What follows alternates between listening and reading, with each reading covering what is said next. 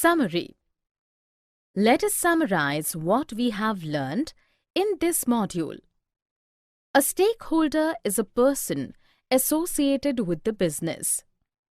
The stakes of various stakeholders can be monetary or non-monetary.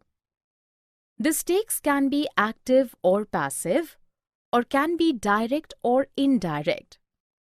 The payment and or incurrence of an outlay are made for a purpose other than the settlement of an existing liability is called expenditure.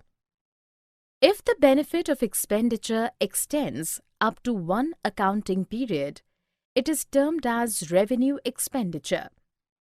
If the benefit of expenditure extends to more than one accounting period, it is termed as capital expenditure. The part of the expenditure which is perceived to have been used or consumed in the current year is termed as expense of the current year. The basic objectives of preparing financial statements are: A. To present a true and fair view of the financial performance of the business. B. To present a true and fair view of the financial position of the business. Direct expenses means all expenses directly connected with the manufacture purchase of goods and bringing them to the point of sale.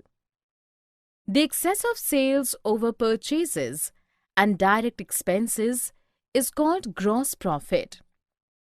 If the total of the credit side of the profit and loss account is more than the total of the debit side, the difference is the net profit for the period of which it is being prepared.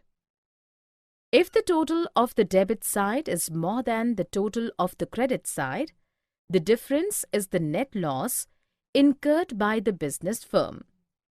Operating profit in the excess of operating revenue over operating expenses.